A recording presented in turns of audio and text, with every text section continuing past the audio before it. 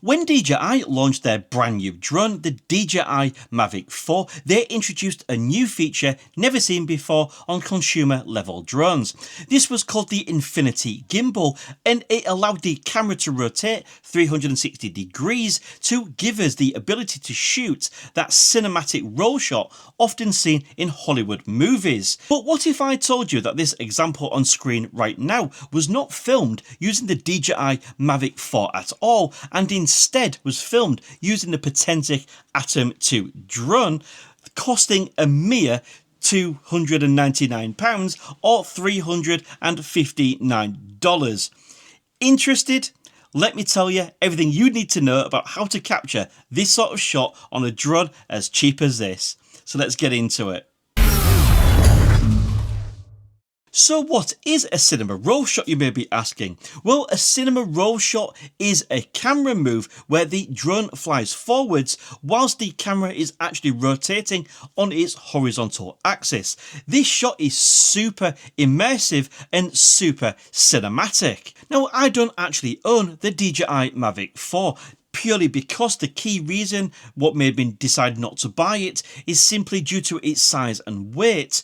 It's going to be quite difficult for me to fly it in most areas due to our restrictions here in the UK. However, it has to be said, I would have liked the ability to use that infinity camera to capture this sort of shots, but thankfully due to Potensic, we now have a really good option to give that sort of effect on a much smaller budget. Now, as you can see by the size of it, it fits nicely in that mini drone marketplace. It comes in under 250 grams, it's got a 4K camera and some nice features such as AI active tracking. Now, Potensic have given us a huge firmware update, giving us some added value features for owners of this drone already, or for those of you thinking of buying it, just basically allowing this drone to do even more, especially at its price point. But the main feature I want to be looking at in this video is, of course, this CINEROLL feature, because if this can actually deliver even a snippet of what the DJI Mavic 4 can for a fraction of the price, this makes this a really appealing option indeed. So let's just pick this up in the field where I'm going to demonstrate this new feature in all its entirety to show you exactly what it does, how it does it, and what you need to do to get it working, and most importantly, you can judge for yourself as to how good this shot actually looks. So before I begin the flight, I'm just going to open up Drone Companion on my device. So opening up the weather, as you can see, it is all looking good. We've got some nice low wind speeds. It's a little bit cloudy, but okay for this demonstration, and with no chance of rain, that is absolutely perfect. I'm just going to scroll down to the wind at altitude section, because as you know, the higher up you get, the stronger the winds, and those are looking well within parameters for this flight. So let's just back out of that and head over to the flight restrictions. This is powered by Altitude Angel, and as you can see for this area, we do have a yellow zone. If we tap to look at what the actual restriction is or what the warning is, as you can see, it's increased military aircraft in this area, but nothing that's going to affect us at the sort of levels we're going to be flying, so we can go ahead, close Drone Companion and get on with our flight. So as we are rising up to a decent altitude to perform this test, I'm genuinely excited to see the outcome of this feature, and I really hope it's as good as what I'm expecting it to be. So basically, now we're at a decent altitude, all we're going to do is hit this icon right here, and then you can see we can select the CINEROLL function. Now with the CINEROLL function, we have got three options: the top one, the middle one, and the bottom one. Now the top one I'm going to demonstrate a little bit later on in this video, but essentially the middle one gives us the option to roll to the left or the right dependent on your preference, and the bottom one allows us to set the speed with which we want the drone to actually fly forward whilst performing the roll. So essentially, if we set it at 1 meter per second, of course we're going to cover some distance, but not quite as much distance as what we would as if we set it at 5 meters per second, because of course it's going to execute this CINEROLL, but it's going to be covering forward motion and ground at the same time. So please do take into account any obstacles that may be in your way as the drone is executing this mode.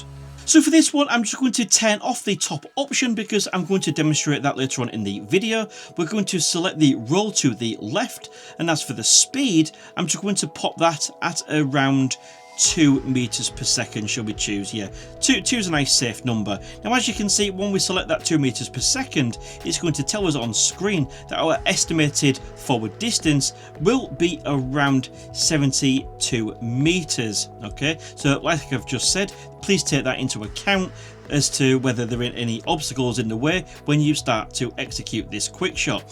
So let's go ahead and click go, and let's just see what happens. I'm really apprehensive. It's counting down. Right, so okay, so we're in normal speed mode. Oh my god, that looks absolutely cool. No way, that's absolutely fantastic. Oh, a little bit of judder there on the screen recording. Hopefully that won't show up on our main camera footage. But look at that. That is absolutely awesome. That is absolutely fantastic. It's nearly there, 70% completed. And as you can see on the map in the bottom left, the drone is actually flying forwards. Okay, we've covered some distance. And there we go, the roll is actually completed. Oh, that looked absolutely awesome. I have to say, that looked absolutely awesome. So let's just turn the drone round, and shall we just execute another one? I think that would be a really good idea right now. Okay, so let's just get our bearings. Yep, let's head this way, I think. Alright, so yep, that'll do. I'm just going to head down a little bit and backwards just to accommodate the additional distance we'll be covering, because I think I'm going to do this one a little bit of a faster speed. So let's just go the whole hog. Shall we just go 5 meters per second? Shall we? And obviously, as you can see, it's going to go forward 180 meters. Let's just get a little bit further back just to accommodate that. Okay, so we can still keep the drone in visual line of sight. There we go. Let's just see what happens. Oh, so as I have the gimbal pointed down, it's actually raised the gimbal to be level with the horizon, and then it's rolling again. That's absolutely fantastic. Look at that. I love this. Wow. As if this can be done by an actual £300, $360 drone. That is absolutely fantastic. As you can see from the map, we're heading back towards ourselves. We're covering quite a bit of distance. But ultimately, what a fantastic effect. That is absolutely brilliant. There we go. And 100%, that's now completed. Wow, that was so much fun, as if it can actually do that.